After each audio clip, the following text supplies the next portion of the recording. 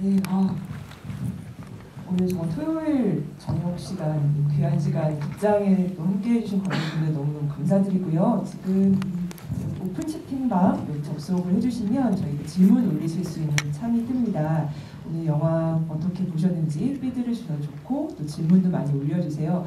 제가 알기로는 그 선물이 있다고 들었습니다. 저도 하나 미리 받았는데요. 굉장히 귀한 선물입니다. 그래서 조금 이따가 감독님들께 설명 부탁드리겠습니다. 네. 안녕하세요. 오랜만에 뵙습니다. 저는 이렇게 무주산골 영화제 때 여름에 뵀었는데 또 개봉으로 뵙게 너무 반갑고요. 어떻게 근황을 좀 먼저 여쭤봐야 될 것 같습니다. 감독님?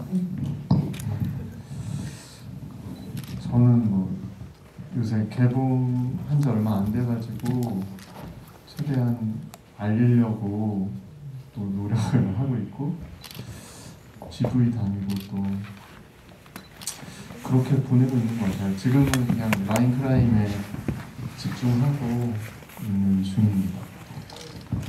인사 겸 근황을 좀 전해주십시오. 네, 한 분 한 분씩. 이분은 이승환 감독이었고 저는 유재욱 감독입니다. 안녕하세요. 정말 와주셔서 너무 감사하고요. 저도 똑같이 개봉 계속 홍보하고 지인들에게 영화 좀 봐달라고 얘기 많이 하고 있고, 그리고 오늘 질문하시면 제가 아까 전에 마지막에 나왔던 CD를 저희가 이거 만들었어요. 그래서 이거를 드립니다. 감사합니다. 네. 감독님 이거 간의 수공업으로 다 손수 제작하셨다고 들었습니다. 영화에는 사실 3곡이 들어가 있는데 여기 제가 아까 보니까 12곡이나 들어가 있더라고요. 언제부터 다 이렇게 하신 거예요? 직접 다 작업을 하신 거죠? 네네. 트랙 어떻게 할지나 그런 걸 다 공미를 해서 만들었고 인스트루멘탈도 들어가 있으니까. 좀 우리 힙합 보통 CD처럼 힙합 가수들 CD처럼 좀 구성을 해봤어요. 스킵도 있고. 고생 많으셨습니다. 네, 안녕하세요. 저는 라인크라임에서 성주 역을 맡은 이민우라고 하고요. 제 근황은 사실 특별한 건 없고 열심히 SNS에 홍보하면서 이렇게 하루하루 있고요. 또 이제 제가 싱글 낼러 준비 중이어서 그거 좀 구상하고 있습니다. 반갑습니다. 네. 네, 안녕하세요. 저는 라인크라임에서 주연 연기한 장유상입니다. 오늘 이렇게 와주셔서 정말 감사드리고요.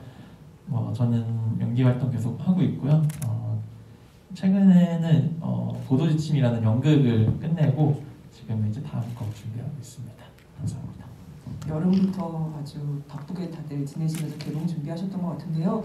뭐 아시는 분들은 아시겠지만 이 라인크라임이라는 영화는 정말 두 감독님이 오랜 친구, 중학교 친구 사이였고 지금도 계속해서 같이 작업을 하는 동료로서 첫 번째 장편을 만든 첫 번째 장편이었고 또 감독님들이 힙합과 영화를 사랑하는 그 마음으로 온전히 영화에 다 담은 그 작품으로 알고 있습니다. 굉장히 이 영화는 뭐 숙명이었다 이런 느낌이 들 정도인데 어떻게 좀 지금 이렇게 개봉을 하시면서 어떤 마음이 드시나요? 너무 좋죠. 사실 저희가 말씀하신 대로 어렸을 때 실제로 라인크라임이란 이름으로 중학교 때 랩도 했었고 힙합을 실제로 좋아했었고 음악 역시도 좋아해서 음악이래. 영화 역시도 좋아해서 영화과 진학해서 영화도 전에도 같이 계속 작업을 하다가 결국은 이렇게 두 가지 다 합쳐져서 저희 둘과 영화와 힙합 다 합쳐진 어떤 결과물이 탄생하게 된 것 같은데 극장 개봉까지 하게 되고 이렇게 많은 분들 만나게 되어서 진짜 너무 좋습니다. 저는 아까 전에 마지막에 CD가 이렇게 구워서 나와가지고 있을 때 눈물이 이렇게 쪼르르 나면서 내가 이제 랩으로서는 성공 못했지만 이 두 대리인으로 드디어 힙합의 꿈을 이루었다, 앨범을 냈다 라고 개봉과 앨범 출시를 같이 한 느낌을 받았어요. 네, 정말 성공하셨습니다. 감사합니다. 예. 아니 근데 또 배우분들도 뭐 실제로 또 음악 활동을 하고 계시고 장유상 배우님도 힙합을 아주 오랫동안 좋아해서 망치라는 활동명도 있다고 제가 알고 있는데 이 감회가 새로우실 것 같아요. 영화로 만나는 이것이. 저도 이제 감독님들처럼 이 영화에서처럼 어렸을 때 이렇게 랩을 했었어요. 그래서 말씀하신 것처럼 망치라는 이름으로 랩을 하고 다녔었는데, 그래서 저는 항상 랩 이제 연기를 중점적으로 연기를 더 하게 되면서 랩은 거의 이제 안 하게 됐는데, 그래서 항상 랩을 하고 싶다는 마음이 있었는데 영화에서 할 수 있게 돼서 정말 기뻤습니다. 뭐 데뷔를 하셨습니다. 민우 배우님께서는 네. 뭐 제가 그 유튜브 하시는 거 들어가서 듣고 왔어요. 제 유튜브 네, 음악밖에 없죠. 네, 연기로도 관객분들 만나셨는데 좀 생소하지만 또 굉장히 재밌게 촬영하셨던 걸로 알고 있습니다. 네, 저는 아무래도 연기가 처음이다 보니까 이게 다 낯설어가지고 처음에는 되게 어색했는데 이게 이렇게 하다 보니까 다 이렇게 재미있더라고요. 촬영장에서 이제 뭐 이렇게 합을 맞추는 것도 재밌고 또 제 감정을 음악으로 표현을 하다가 이제 어떻게 보면은 다른 인물을 통해서 내가 그 감정을 쏟는다 생각을 하니까 그 점이 또 되게 매력 있는 일이더라고요. 그래가지고 이 라이크라임이 어떻게 보면 저의 또 다른 예술의 세계를 경험하게 해줬다 그렇게 느끼고 있습니다. 그 네 분이 같이 뭐 영화를 만드셨지만 사실 이 영화 안에 음악, 뭐 가사 이런 부분들은 거의 대부분 네 분 그리고 음악 감독님까지 5분 정도가 이렇게 협업을 하셨던 것 같아요. 그 어떻게 만족스러우셨는지 어떤 과정을 좀 거치면서 지금의 영화 속 음악이 완성됐는지 조금 더 들어보고 싶은데요. 일단 래퍼 송주 역을 맡은 이민호 배우는 이제 래퍼시고 그 장유상 배우도 랩을 했던 적이 있어서 가사를 쓰는 게 가능했어요. 그래서 대부분의 거의 모든 가사는 배우분들이 직접 써주셨고 다만 이게 극중 캐릭터로서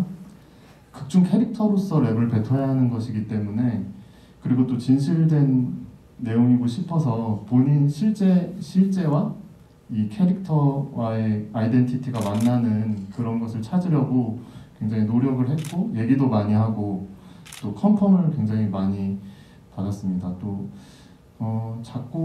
작곡면에 있어서도 이게 보시면 아시겠지만 약간 왜 우리 예전 먹통 힙합, 붐백 이런 거 위주긴 한데 또 지금 세대가 볼 때도 이게 뭐 촌스럽다거나 그런 느낌을 주지 않기 위해서 굉장히 모니터링을 많이 했어요. 이렇게 그래서 작곡가와 저희 배우분들 그리고 두 연출이 많이 얘기를 하고 조율을 하면서 작업을 했던 것 같습니다.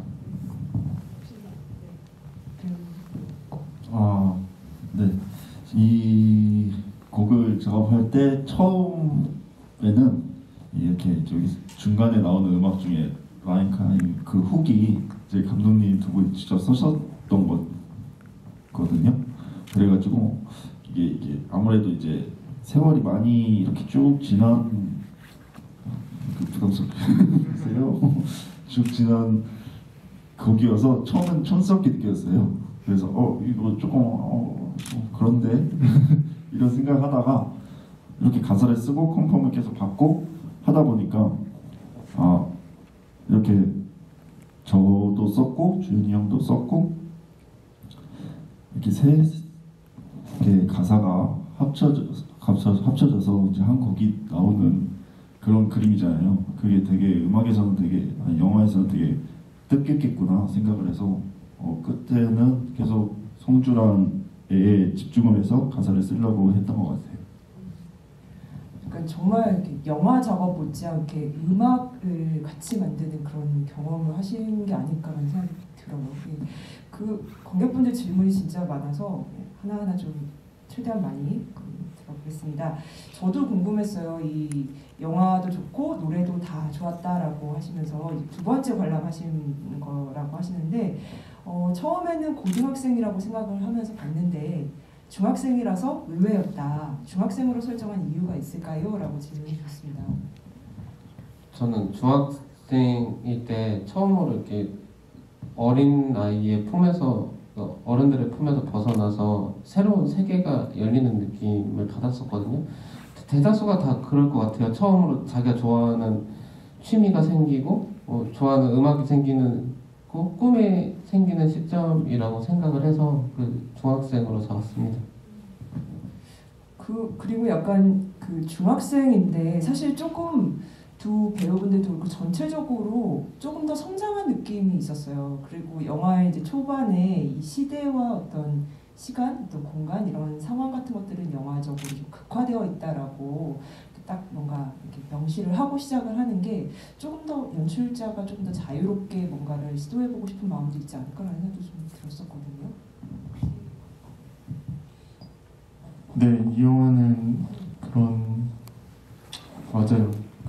그런 식으로 자유롭고 싶은 욕망이 좀 있긴 했던 것 같아요. 왜냐하면은 현재 힙합씬 뭐 쇼미가 나오고 그런 현 세대의 100% 사실에 입각한 영화는 아니잖아요. 물론 현재를 배경으로 하고 있지만 여러 가지 우리가 느꼈거나 그런 정서적인 것을 활용하기 위해서 일종의 살짝 평행세계라고도 할 수 있을 것 같아요. 예를 들면 밀림은 저희가 예전에 활동했던 어떤 사이트인데 아마추어 뮤지션 사이트인데 지금은 없어졌죠. 근데 이제 이 영화에서는 부활을 시켰고 물론 뭐 폼이나 그런 것들은 지금 느낌에 맞게 이렇게 제작을 따로 했지만 어쨌든 그 밀림이란 것을 다시 되살리고 싶었고 또 어떤 정서 같은 것도 잘 융합을 하고 싶었어요. 현재의 씬과 예전의 어떤 그런 우리가 느꼈던 것들을 잘 해서 자유롭게 좀 연출을 해 나가고 싶었던 점이 있습니다. 배우들 같은 경우에는 사실 뭐 이렇게 나이를 딱 맞지는 않지만 저희는 최고의 선택을 했다고 생각해요. 그런 것까지 다 감안하더라도 정말 영화가 좋고 저희가 표현하려는 것을 열심히 하면은 관객분들은 그런 거 처음엔 약간 이럴지 모르지만 결국은 잊고 이 영화에 몰입을 해주시지 않을까. 우리가 잘 하자. 저들이 갖고 있는 능력을 잘 발휘시키자 이런 생각으로 작업을 했던 것 같습니다. 그 배우분들에게도 질문 주셨습니다. 그 극 중에서 상희가 송주에게 너희는 팀이야? 아니면 뭐 친구야? 라고 물어보는데 실제로 이 주연과 송주는 서로에게 좀 어떤 관계였을까요? 라는 질문이셨어요.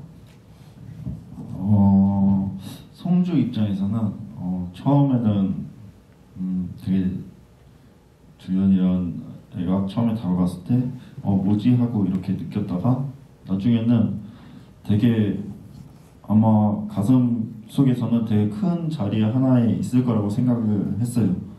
그 실제 뭐 학창 시절 때도 그랬고 이제 사회생활도 그렇고 이렇게 어렸을 때부터 쭉 친구인 친구들이 있는데 중간에 같은 코드가 맞아서 되게 급속도로 친해지는 경우들도 되게 많거든요. 근데 그 친구들이 만약에 자기의 꿈 쪽이라던가 취미라던가 그거에 조금 꿈 쪽으로 갈수록 이게 되게 가슴속 깊은 곳에 자리 잡는다고 생각해요. 그래서 이제 나중에는 주연이를 팀 이상으로 생각하지 않았을까 그렇게 생각합니다. 네, 저도 같은 입장이고요. 팀이자 친구였다고 생각하고 조금 덧붙이면 제가 연기하면서 느꼈던 점을 떠올려 보니까 뭔가 조금 이제 힙합에 대해서 저보다 잘 모르니까 뭔가 좀 알려주고 싶고 좀 리드하고 싶은데 그게 좀 알게 모르게 조금 좀 방식이 좀 서툴렀던 것 같기도 하고 근데 제가 실제로도 저 어렸을 때 팀원한테 좀 그렇게 했던 것 같아요. 뭔가 좀 부탁 뭐라 하고 뭔가 약간 리더처럼 막 불렀던 것 같은데 그 친구한테 미안하네요. 이상입니다. 배우분들에게 또 질문 주셨는데 힙합이란 무엇인가요?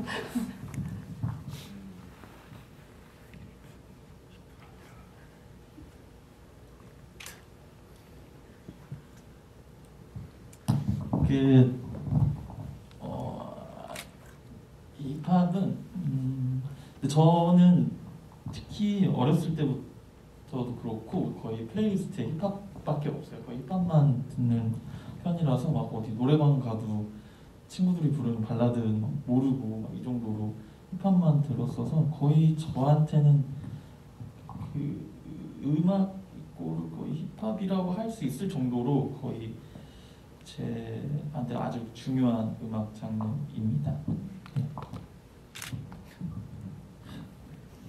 저한테 이런 질문이 이렇게 오면은 힙합이란 무엇인가 되게 많은 답변을 했었거든요. 근데 항상 다르게 해야 될 것 같아가지고 또 생각을 하는데 오늘은 좀 가장 제가 본질적으로 생각했던 힙합이 뭔가에 대해서 좀 생각을 해봤어요.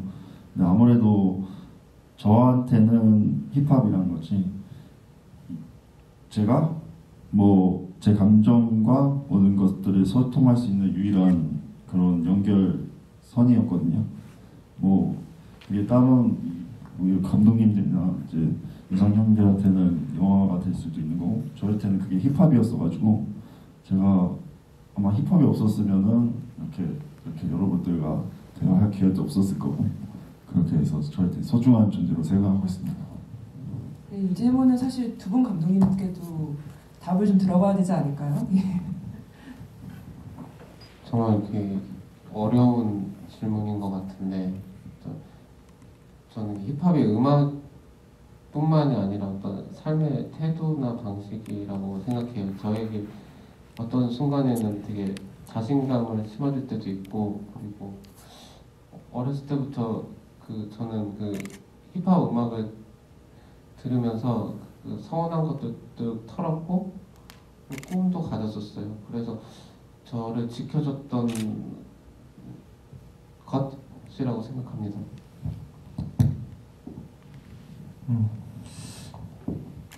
저도 장윤상 배우님처럼 힙합을 어렸을 때부터 엄청 빠졌고 들었고 알게 모르게 직간접적으로 엄청나게 저에게 영향을 준 음악 장르죠. 그래서 사실상 이 영화 자체가 이야기하고 싶었던 것이 그런 어떤 자신의 근본이 되는 것들에 대한 것을 떠올려 보면 좋겠다 이런 게 컸는데 저에게 그런 것 같습니다. 힙합은 재욱이와의 우정이라든가와 마찬가지로 정말 저를 있게 해준 지금의 저를 있게 해준 아주 기본이 되는 것 중에 하나입니다. 예.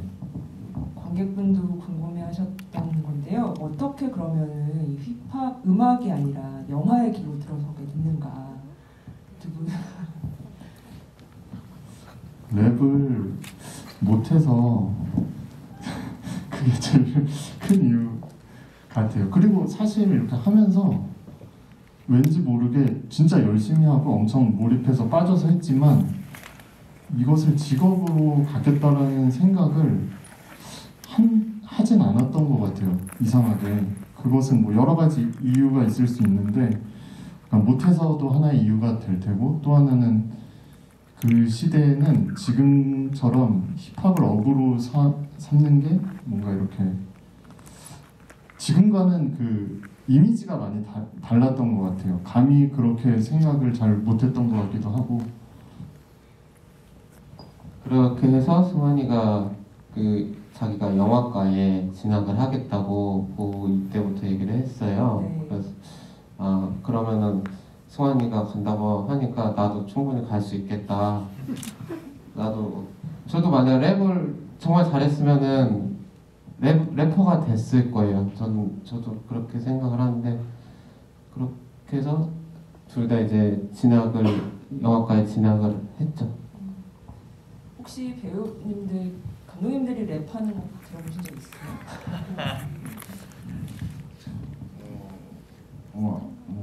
거의 없는데 살짝 들어봤던 것 같기도 하고. 아니 계속 그 배우님들은 어떻게 이렇게 계속 연기를 해야 되니까 랩을 하셨을 테지만 실제 감독님들은 그럼 어떤 좀 랩을 구사하실까 갑자기 문득 궁금해졌습니다. 네, 들으시면 안 돼요. 분위기가 안 좋아져요. 그래도 그 제가 무주에서 뵀을 때는 힙합 관객분들이 좀 요청하셨을 때는 이렇게 약간 꺼리셨던 걸로 기억하는데 개봉을 하시면서 많이 그래도 이렇게 뭔가 시도하고 계시다고 해가지고 배우님들도 그렇고 조금씩 이렇게 뭔가 들어볼 수도 있다는 소문을 제가 듣고 왔습니다. 그래서 혹시 그 소문이 사실인지.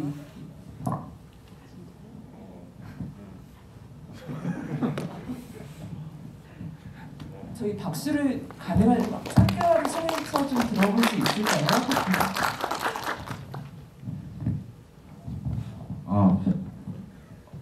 뭐 제가 뭐 랩을 원래 하고 있고 랩이 많지만 오늘은 조금 여기서 나왔던 걸로 하면 어떨까 해가지고 조금 개사해가지고 한 짧게 한 3마디 정도? 준비는 안 했어요. 내려오면서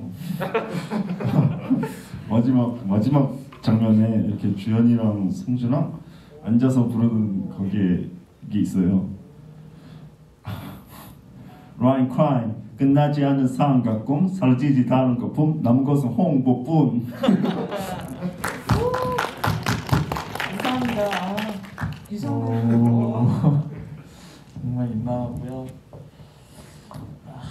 아까 말씀하실 때부터 이렇게 끌고 가시라라 생각을 했었어요.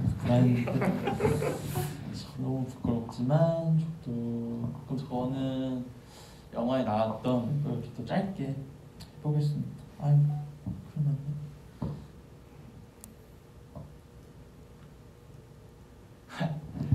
야! 날 비웃고 있는 놈들 잘 들어. 나는 새끼지만 니네한테는 안 풀려. 내가 어리다가 무시하던 새끼들은 이제부터 중긴 똥꼬 할게 돼 절크덩. 예! 너무 잘 들었습니다. 감사해요. 정말 소문이 맞았다라는. 감독님 시켜주세요. 감독님들은 어떻게 좀 또 그거 해? 그러면? 라인. 근데 진짜 분위기 안 좋은데 그냥 할게요. 감수해 주실 것 같습니다. 관객분들께서.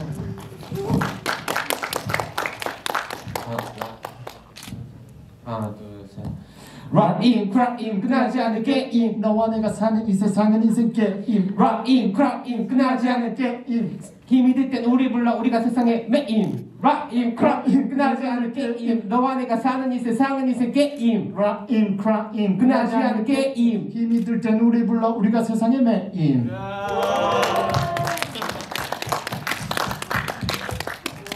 이게 유일하게 저희의 그 가사가 들어간 부분입니다. 이게 그 훅을 감독님들이 쓰셨다는 그 훅인 거예요. 너무 잘 들었습니다. 너무 감사해요. 네 분 너무 고생 많으셨습니다. 죄송합니다. 아니에요. 좀 열정을 느꼈습니다. 뭔가 뜨거워진 것 같아요. 네.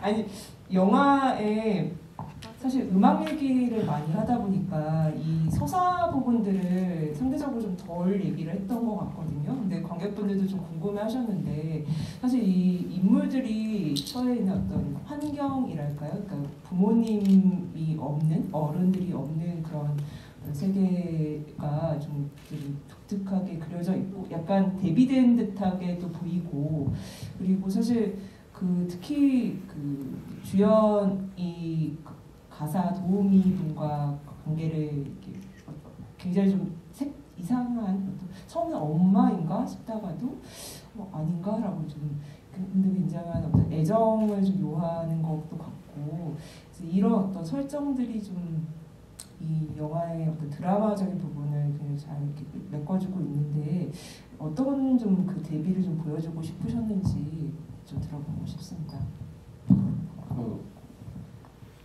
송주는 상대적으로 가난하잖아요. 가난한데 그리고 이혼한 상태고 그런데도 그 두 부모님들과 잘 지내고 있어요.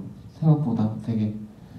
근데 그거에 비해서 주연은 유복한데도 비해 되게 그 부모님이 내놓자 집처럼 거의 그 부모님이 아예 부재예요. 그 부모님이 뭘로 보이냐면 CCTV로만 보여요. 그러니까 저희는 그 CCTV 시선으로 해서 주연이가 좀 되게 자기가 뭘 잘하겠다고 하고 잘난 척도 하고 내가 뭘 전능감도 힙합으로 느끼는 경우도 있는데 근데 되게 막 그런 어떤 상황에서 되게 추락시키고 싶고 자기가 아이인 거를 느끼게 하고 싶었었어요. 그래서 그런 걸 썼고 그런 어떤 대비가 있고 주연은 송주를 부러워하고 송주는 주연과의 관계를 통해서 우리 집이 그래도 괜찮은 줄 알았는데 우리 엄마가 되게 좋은 줄 알았는데 나한테 해준 것도 없고 내가 막 돈도 훔쳐서 학원을 가야 되고 그런 그 두 것들을 좀 표현해보고 싶었어요. 이 인물에 대해서도 저 이제 질문을 해주셨는데요. 특히 그 송주가 중간중간에 자기 뺨을 때리는 그런 장면들이 있습니다. 그래서 이런 설정에 대해서도 좀 궁금해 하셨어요. 혹시 배우님께서 좀 먼저 말씀 주실까요? 그 송주가 저도 뺨을 때리는데 처음에 사실은 저는 물어봤었어요. 왜 송주가 자꾸 뺨을 때리죠? 저도 똑같은 생각을 가져서 물어봤었는데 그때 대답을 듣기로는 실제로 그런 친구들이 좀 있다고 해요. 이렇게 조금 이렇게 감정이 격해지면 자기를 이렇게 뺨을 때리는. 그래서 그거를 근데도 저거를 찍고 나서도 이해를 잘 못했었어요. 그냥 약간 기계처럼 때리는 거였는데 이 영화 다 찍고 제가 요즘에 잘 즐겨보는 프로그램에 금쪽 같은 데 새끼라고 그거를 보는데 그런 친구가 있는 거예요. 그래가지고 그때 이걸 봤어야 좀 더 이해를 잘하고 좀 더 자연스럽게 할 수 있을 텐데 내가 너무 늦게 봤구나 이런 생각이 들어가지고 근데 진짜 그런 자기의 마음을 자기를 때리면서 표현한다 이렇게 느껴졌으면 좋겠어요.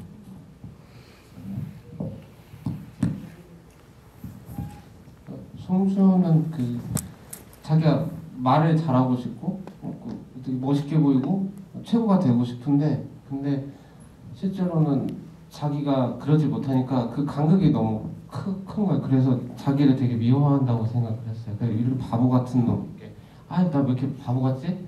라고 하면서 스칠 수밖에 없다고 생각을 했어요.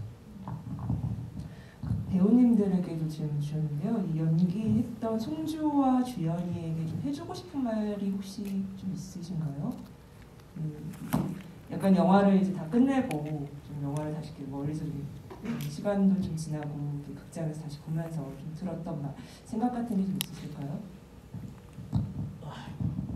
주연아, 자존심 두지 말고 송주랑 친하게 지내라.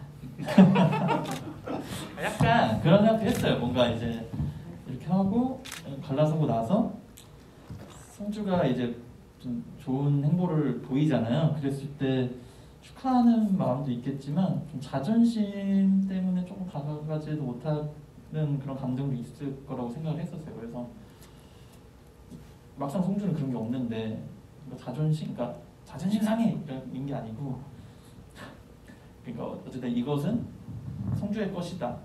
뭐 나의 것이 아니다. 뭐 그런 마음이 있었던 것 같은데 그러지 말고 송주랑 잘 같이 하면 좋지 않을까라고 생각해 봅니다.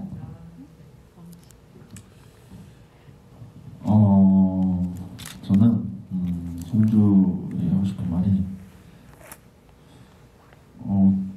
부럽다. 나는 어떤 컴페티션 같은 거 대본 적이 없거든. 나는 그냥 진짜 아직도 인정 못 받고 그냥 내 건조대로 음악하는 사람인데 너는 인정 받았으니까 금방 더 열심히 하면 될 수 있을 거야. 해주고 싶습니다. 근데 오늘 이렇게 얘기 나눠보니까 장유정 배우님께서 굉장히 분위기 메이커이셨을 것 같아요. 현장에서. 아니고요. 저도 정말 낯을 가리고 그런 성격인데 아마 세 분이 다 MBTI I신 것 같은데 그러니까 세 분이 이제 비교적 그러니까 저는 이렇게 조용하면 좀 이렇게 하는 편이라 저도 정말 낯가리고 조용한 성격입니다. 현장 분위기 어떠셨어요? 오늘 어떠셨습니까? 저희는 좋았는데 네. 어떠셨는지 잘 모르겠어요.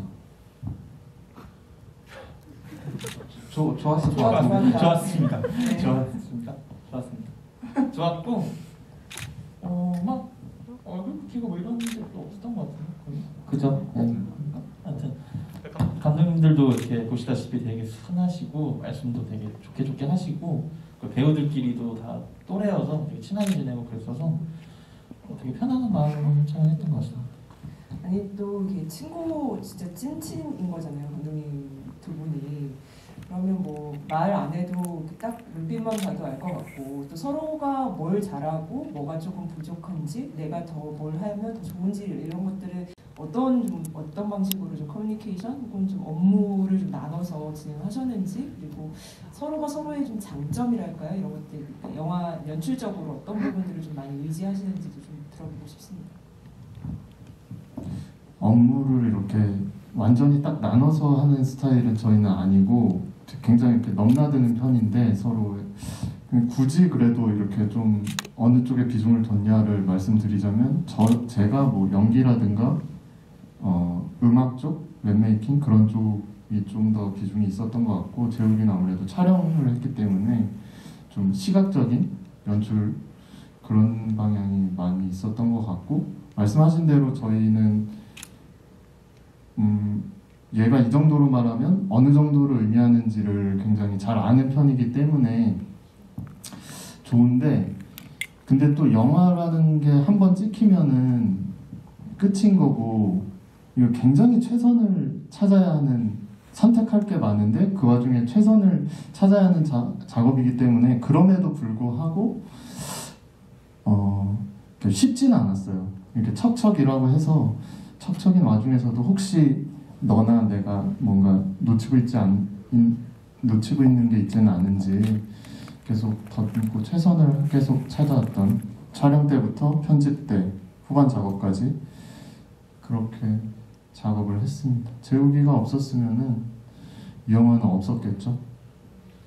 승환이가 좀 침착한 편이고 좀 결정을 좀 이렇게 고심을 많이 하는 편이고 저는 좀 이렇게 좀 빨리빨리 하려고 하는 편인 것 같아요. 그 둘이 같이 있으면은 되게 저희는 좋다고 생각해요.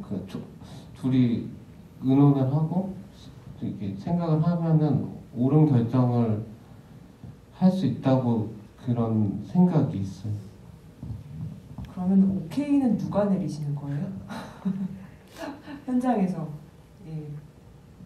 오케이를 누가 외치십니까? 두 감독님. 그렇지.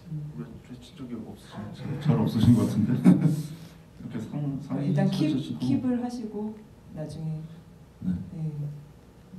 거의 이렇게 찍고 컷 되면은 좀 이렇게 둘이 좀 얘기한 다음에 그냥 오케이도 안 하고 다음 컷 세팅하고 있고 그런 식으로 진행했던 것 같아요. 배우분들은 두 분 감독님하고의 커뮤니케이션이 어떠셨어요? 이렇게 어떤 방식으로 좀 지냈을지 좀 궁금해요. 사실 이렇게 연출자분이 두 분 계신 현장은 뭐 그 어떤 장점도 있고 또 이렇게 뭔가 이야기 소통 창구를 어떻게 가져갔을까 이게 좀 궁금하거든요. 어려운 질문인가요? 두 분은 워낙 영혼을 공유하고 있는 사이라고 생각을 했어서요.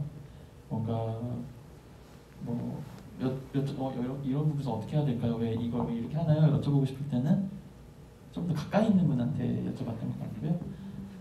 근데 전체적으로 그런 연기적인 디렉팅 부분은 서양 감독님이 말씀을 많이 하셨던 것 같고 이게 두 분이서 같은 역할을 하셨지만 조금은 그래도 분담? 그러니까 조금은 일을 나눠서 하셨던 것 같기도 해요. 재욱 감독님은 촬영 쪽에 조금 더 이렇게 더 일을 하시고 그런 그때그때 달랐지만 촬영은 그때그때 달랐지만 그랬습니다. 좋았습니다. 그 이센스에 대한 궁금증을 또 남겨주셨어요. 왜 이센스였는가에 대해서 일단 좀 먼저 여쭤볼게요. 일단 이 센스를 저희가 굉장히 좋아해요.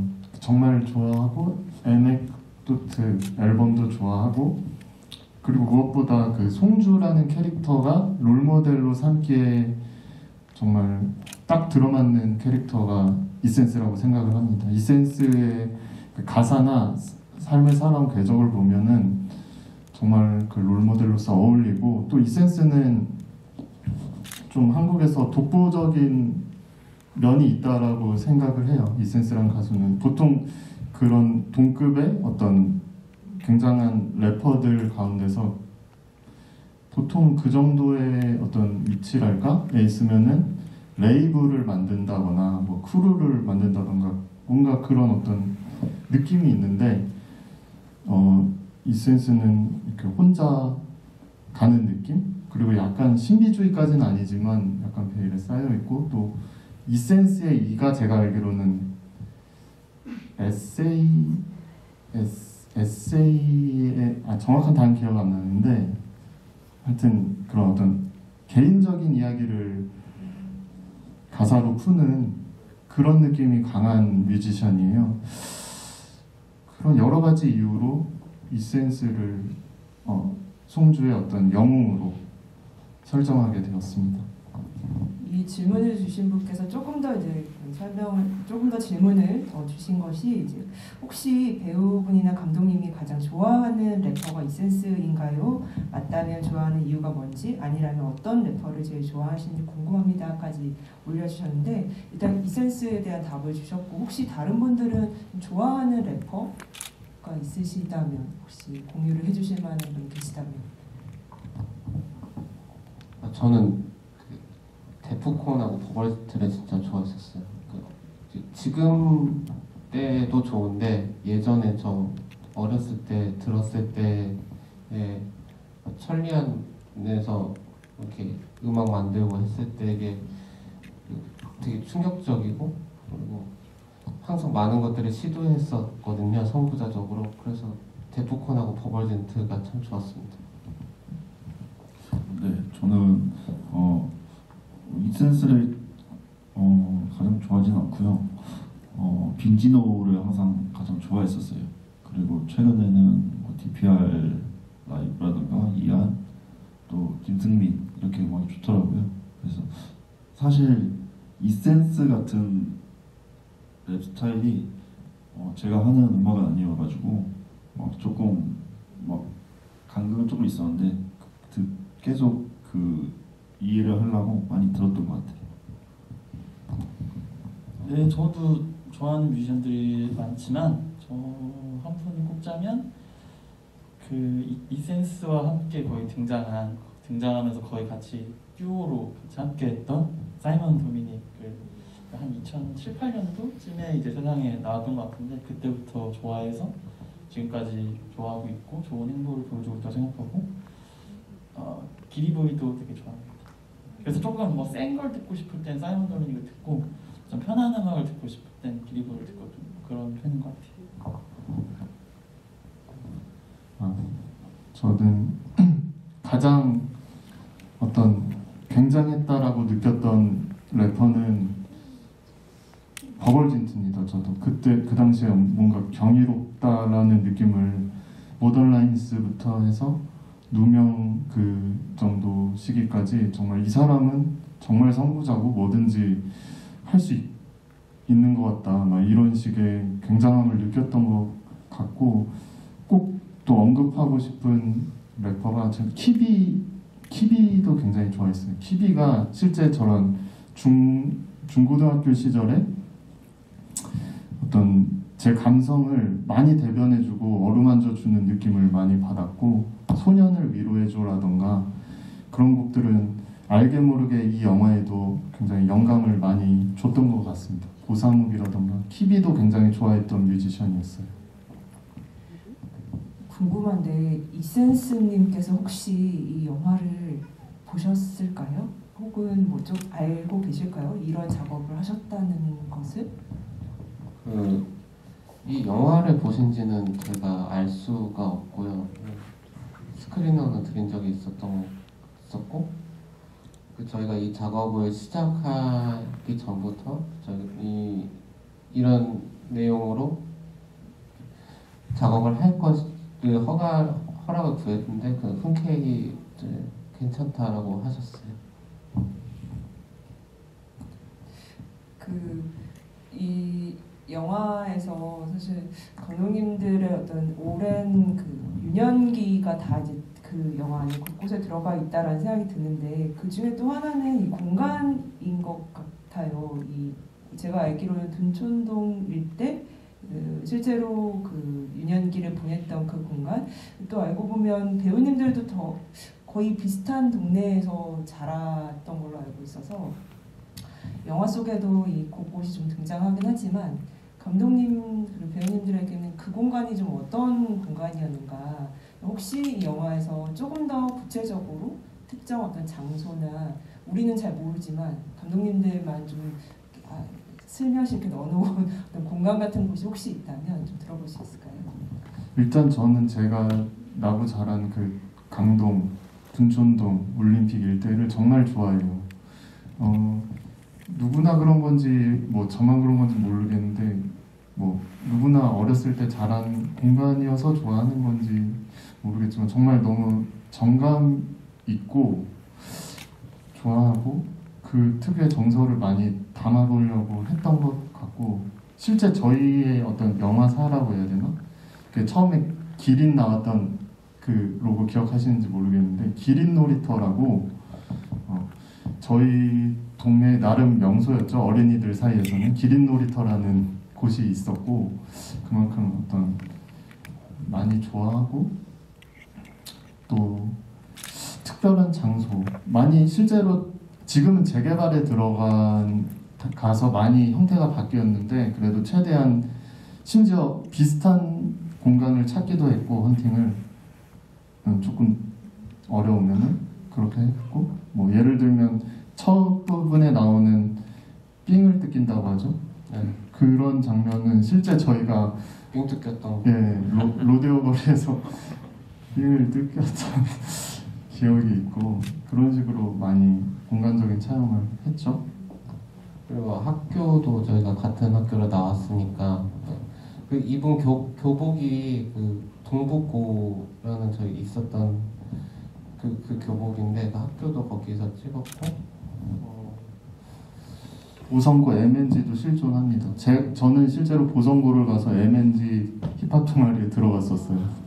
지금도 그러면 유효한 동아리인 거예요? 지금 조금 찾아봤더니 없어진 게 아닌가라는 생각이 들었어요. 막 엄청 집요하게 찾아보진 않았는데 궁금해서 저도. 예. 유상 배우님도 그 동북고 출신. 네, 저도 같은 학교를 나왔고 예. 같은 아파트 단지에 살았을 정도로 그냥 아예 동네는 아예 같은 동네를 나와서 저도 유년기부터 초중학교까지 지금도 둔촌동에 살고 있고요. 그래서 그 동네가 주는 정서가 저라는 인간이 형성되는데 많이 영향을 끼쳤을 거고 감독님들도 그럴 텐데 그 부분이 같으니까 되게 소통이 잘 되는 부분이 있었고요. 하나 또 언급하고 싶었던 게 말씀 들으니까 저희 공연하는 장면 중에 그 공연장 이름이 긱하우스라는 공연장인데 예전에 마스터 플랜이라는 이름으로 되게 많은 뮤지션들의 어떤 뭐라고 하지? 하여튼 선한 무대였었는데 저도 어렸을 때 처음 랩했던 공연장이 긱하우스였어서 거기 갔을 때 되게 감회가 새로웠습니다. 제가 알기로는 영화에서 그 보성고에서 그 분들하고 같이 뭔가 랩을 하는 그 장면이 정말 프리스타일로 하셨다고 들었는데 그 장면은 어떻게 촬영하신 거예요? 실제로 그 장면에 또 등장하시는 분들이 다 랩을 하시는 뮤지션들이시라고 들었는데 감독님 말씀 주셔서 배우님 주셨습니다. 그 장면에서 프리스타일은 저 프리스타일이었는데 제가 전날부터 계속 물어봤어요. 혹시 비트 힌트 줄 수 있냐 어느 정도 생각을 하려고. 근데 잘 안 주시더라고요. 그 느낌을 되게 살리고 싶었나 봐요. 근데 저는 그 장소에 이제 울티라는 이제 래퍼가 있거든요. 그분이 우리나라에서는 프리스타일로 이제 정말 유명하세요. 그래가지고 너무 부담이 되니까 어느 정도는 조금은 준비해 가고 싶었는데 좀 힌트를 이제 많이 안 주셔가지고 원급급의 그 앞에 있는 소품하고 그 대사하고 합쳐가지고 했는데 뭐 어떻게 해가지고 나온 게 그 장면이에요.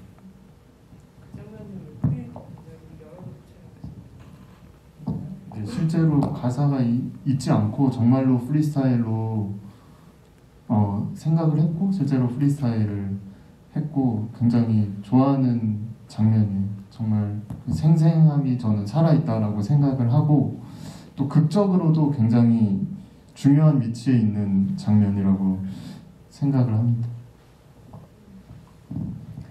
그 영화에서 이제 아까 오디션에 합격을 한다라는 설정 잠깐 말씀을 주셨지만 그 영화에 이제 그 장면하고 기차를 타고 가는 장면이 있어요. 근데 그때 송주 혼자 예매를 해뒀다라고 했는데 송주 혼자 기차를 타고 가고 그 뒤에 물론 이제 두 사람이 같이 뭔가 음악을 만드는 그래서 완성된 어떤 앨범까지 우리가 좀 목격을 하게 되는데 그 장면이 조금 이상하게 편집이 되어 있다 혹은 좀 다른 어떤 해석을 해볼 수 있게 열려 있는 장면처럼 좀 보였어요. 그래서 이게 약간 순서를 바꿔둔 것일까? 아니면 그냥 송주 혼자 다녀왔다는 의미일까?라는 게 좀 궁금했는데요. 혹시 거기에 대해서 뭐 배우님도 좋고 아니면 감독님도 좋고 조금 들어볼 수 있을까요? 그 엔딩으로 가는 장면? 네, 그 이제 뒤에 그냥 어떻게 됐을까는 좀 놓고 싶었었고요. 그리고 그게 나 같이 라면 먹었던 날의 뒷부분을 조각을 내서 이제 뒤로 붙였었어요.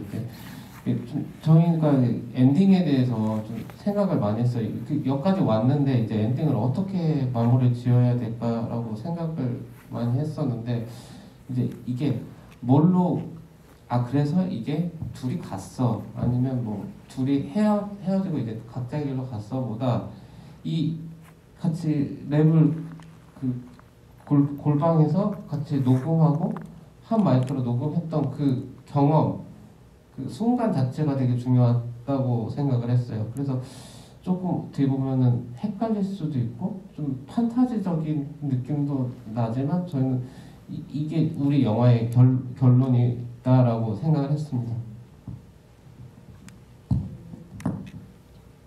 장유상 이민우 배우님께 질문을 올려주셨는데요. 연기하면서 역할에 가장 몰입했던 지점이 있었다면 어떤 부분일까요? 질문 주셨습니다.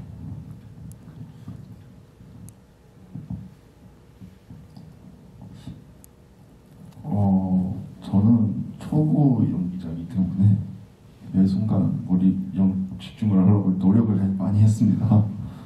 그리고 지금 와서 생각해보면 아까도 영화 다시 보는데 그 주연이 사진을 보면서 이렇게 혼자 생각을 하는 씬이 있어요. 근데 그게 이제 송주가 생각하기에 또 주연이와 멀어져서 아쉬움도 있을 테고 또 근데 저는 오늘 그걸 보면서 약간 법격한 대답이지만 이 영화가 끝나고 다시 그 장면을 보는데 그 영화를 찍을 때 장면이 조금 저도 스쳐 지나가더라고요. 정말 열심히 했고 정말 재밌었는데 이제 이런 날이 올까? 이런 기분이 들면서 이상한 기분을 느꼈을 것 같습니다. 네, 저도 비슷한 걸 느꼈었고요. 그런 게 있는 것 같아요. 오히려 연기할 때 되게 중요하고 되게 정서가 막 많이 필요한 이런 장면보다 그럴 때가 있어요. 뭔가 그냥 몽타주를 찍거나 뭐 대사가 없는 장면이 그냥 멀리서 찍는 뭐 이런 걸 할 때 뭔가 더 부담이 없으니까 더 그 공간이나 상황에 더 막 아무 그냥 연기적인 계획 없이 막 그런 부분들이 있는데 그런 뭐 막 그냥 그 송주랑 주연이 듀엣 때는 뭐 몽타주들 막 옷 갈아입거나 뭐 쇼핑하거나 막 이런 부분들 할 때 진짜 아무 생각 없이 되게 그런 부분들이 있는데 그러니까 물론 다른 중요한 부분들에서도 집중을 했지만 그런 것들보다 제가 저한테 좀 기억에 남는 장면은 아까 말씀드렸던 것처럼 그 처음 공연하는 장면이 제가 랩을 되게 오랜만에 하는 거고 오랜만에 어떤 무대에 서고 또 제가 처음 공연했던 곳에서 공연을 하게 되고 막 그러면서 되게 감회가 새로웠던 그런 기분이 있었습니다. 그 질문 이제 제목에 대해서도 한번 말씀을 주셨는데요. 이전에 그 감독님들께서 어릴 때 팀으로 활동하셨다고 하셨지만 영화에서는 라이트와 크라임, 즉 힙합을 좋아하는 청소년들의 내적인 외적인 차원에서의 어떤 빛과 어둠을 좀 그런 의미를 좀 부여해 주고 싶으셨던 건가요? 라고 질문 주셨어요. 그 라임 크라임인데 원래 저희는 RHYM 크라임을 해서 이제 라임 범죄자라는 뜻이었고, 근데 송주가 이제 그 라임을 그냥 초록색 라임으로 알았잖아요. 근데 그 주연이가 그냥 그 받아들이는 순간이 되게 매력적이라고 생각했었어요. 그래서 되게 이상한 이름이기도 한데, 그래 우리는 라임이 그 라임이 아니라 그냥 그 라임 너가 우기는 그 라임으로 하는 걸 받아들일게. 그래서 우리는 딜 되고 우리는 같은 팀이야 하는 그런 상징적인 걸로 그게 고민이 많았었어요. 진짜 라임 크라임으로 할지 아니면 라임 크라임으로 할지 제목으로 진짜 고민이 많았었는데 결국에는 저희가 뭐 송주한테 진 것 같아요. 그 우기는 거에. 그래서 그냥 라임 크라임으로 하자라고 했습니다. 실제로 감독님들이 활동하셨던 이름도 지금 이 제목과 같은 거였나요? R이었습니다. R이었다고. 네. 알겠습니다. 저희 그 감독님들의 차기작을 궁금해하십니다. 어떤 소재나 장르를 좀 관심 두고 계신가? 네. 지금은 사실 여기에 올인하고 있지만 이전에 지금 끊긴 작업이긴 한데 시나리오를 썼던 거는 저는 약간 반대급부로 약간 가는 것 같아요. 지금 아이들이 많이 나오고 또 남자아이들이 많이 나오는 거여서 그런지 성인들이 나오고 여성도 많이 나오는 멜로 그런 것을 쓰고 있었어요. 근데 또 한참 이 라인 크라임을 다 시기를 지나고 나서 보면은 어떨지 모르죠.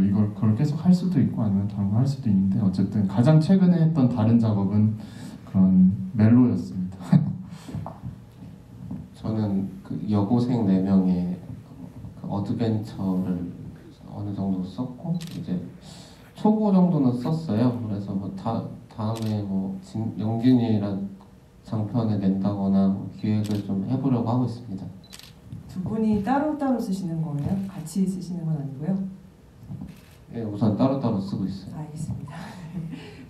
이 질문 마지막 질문으로 이 질문을 좀 드릴게요. 감독님들 중에 누가 DJ 아돌이고 쿠딕인가요? 사실 그 랩 네임은 제가 DJ 아돌이었고요. 그 재욱이는 저는 다른 이름이었는데 쿠딕은 또 따로 그 친구가 한 명 더 있어요. 걔가 구세회라는 친구인데 걔가 구씨잖아요. 그래서 쿠딕. 네, 그렇게 됐었고 그 이름 성이 여기도 구송주고 그래서 쿠딕으로 했어요. 오늘 뭔가 영화의 어떤 디테일들을 하나씩 좀 알아간 것 같아서 즐거웠습니다. 그리고 너무 또 그 힘든 부탁이었을 수 있는데 랩을 또 네 분이 다 함께 해주셔가지고 감사했습니다.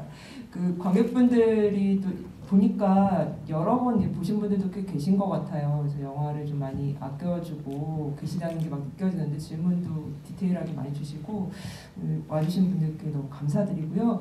배우님들부터 좀 인사 말씀을 들어보고 싶습니다. 네, 먼저 이렇게 긴 시간 동안 함께 대화 나눠주셔서 너무 감사하고요. 정말 이렇게 영화를 보시러 일부러 이렇게 정말 찾아와 주셔서 정말 너무너무 감사드립니다. 앞으로도 저희 하는 활동들과 라인 크라임에 많은 관심 가져주시면 감사하겠습니다. 감사합니다. 네, 추운데 이렇게 와주셔서 같이 같이 영화 봐주시고 즐겨주셔서 정말 감사드리고요. 이렇게 이왕 와주셨으니까 가실 때도 스토리나 뭐 그런 데에 라인크라임 한 번씩 올려주시면 정말 감사할 것 같아요. 제 개인적으로 또 해시태그에 라인크라임 해서 올려주신 분들 다 피드 보고 있거든요. 그래가지고 그럼 감사하겠습니다.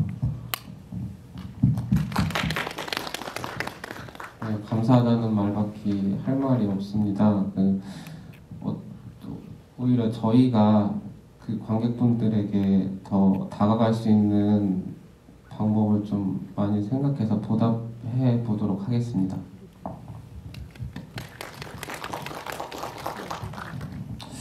요즘 시기가 그 영화관에 가서 영화 한 편을 본다는 게 굉장히 뭔가 힘겨운 여정이라는 생각을 했어요. 그래서 더욱 감사한 것 같아요. 진심으로 너무 감사하다는 생각을 많이 했었고 너무 감사드리고 또 라인크라임이 그 한국에 되게 보기 드문 힙합 본격 힙합 영화잖아요. 이것을 극장 환경에서 볼 수 있는 경험이 얼마 남지 않았을 수도 있어요. 그러니까 주변 분들한테 관심 있어 하실 분들에게 많이 전해주시면 감사하겠습니다. 너무 사실 와주신 것만으로도 감사한데 감사합니다. 그러게요. 진짜 이 힙합 음악이고 그래서 극장이라는 이 환경에서 영화를 즐겼을 때 더 이 영화만의 매력을 온전히 느낄 수 있는 경우인 것 같아요. 그리고 무엇보다도 두 분 감독님 그리고 배우님들 역시도 어떤 아주 자기 자신의 어떤 인생에서 중요한 한 시기를 이 영화를 통해서 좀 갈무리하고 또 다음으로 나아가시는 그런 어떤 중요한 어떤 지점에 있는 영화인 것 같아서 여러모로 좀 응원을 좀 더 보태고 싶은 마음입니다. 오늘 함께해 주신 관객분들 너무 감사드리고요. 조심히 돌아가시고 또 극장에서 뵙겠습니다. 같이 인사드릴까요? 감사합니다. 감사합니다.